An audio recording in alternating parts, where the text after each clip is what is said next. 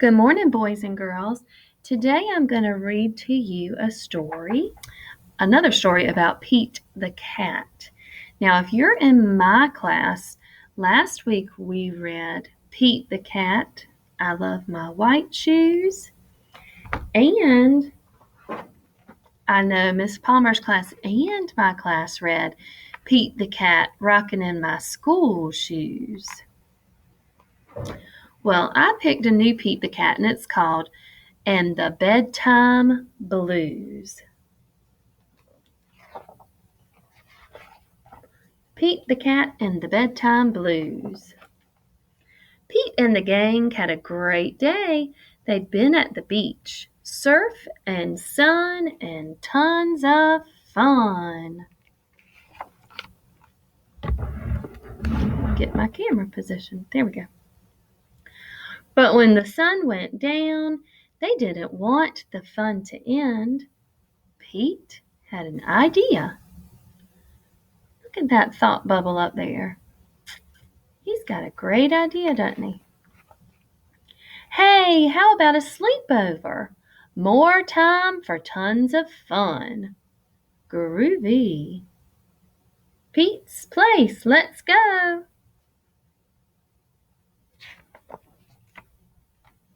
The party was far out, but they knew they couldn't stay up all night.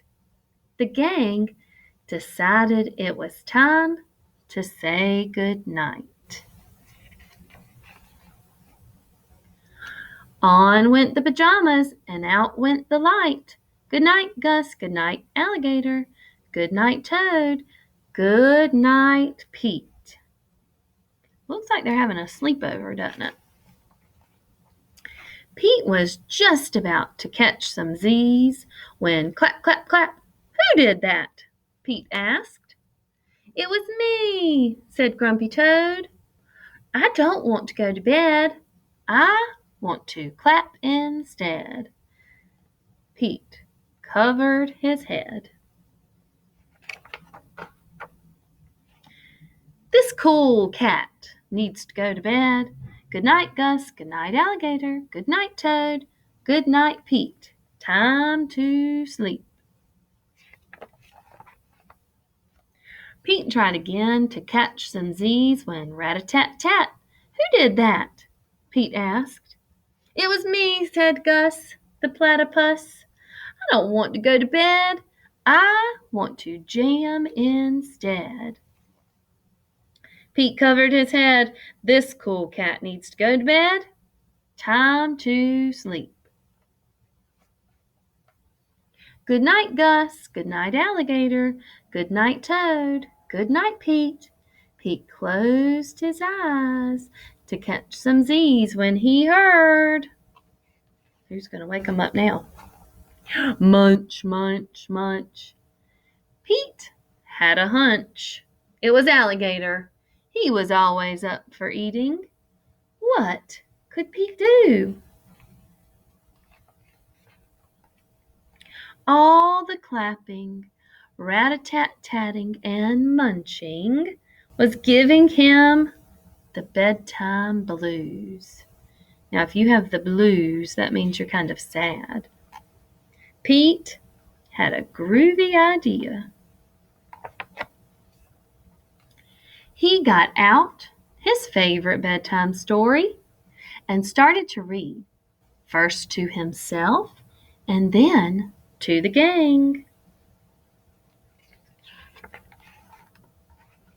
Pete noticed it was finally quiet. No more clapping, no more rat-a-tat-tatting, and no more munching. They all settled down.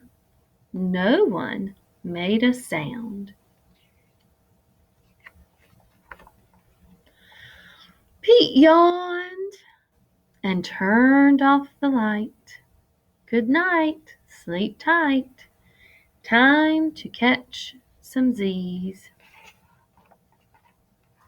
Tomorrow was another day for surfing, sun, and tons of fun. The end. Pete the Cat and the Bedtime Blues.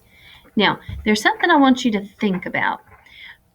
Good readers like to do something. And if you're in my class, we talked about this a little bit last week. We said that good readers always make connections. Now, I want you to think, can you relate this story to yourself? Can we make a text to self connection? I'm thinking, have I ever had a sleepover with friends? I have. Or maybe I've slept in the same room as my brother or sister or some cousins, and they were trying to keep me up, and I needed to go to bed. I can make a connection with this story in myself. So that's called a text to self connection.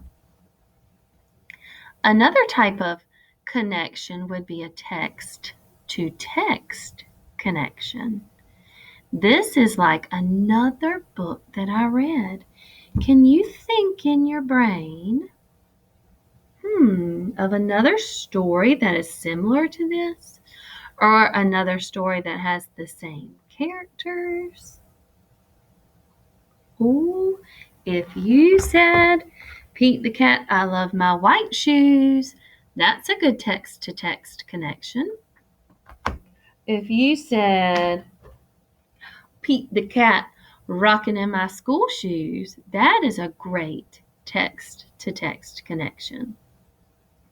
So, boys and girls, making connections is something that good readers do all the time.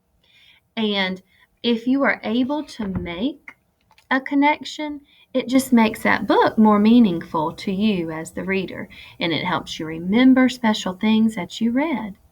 I want you to practice it maybe with a book that you have at home, making a connection. I'll see you in our next lesson.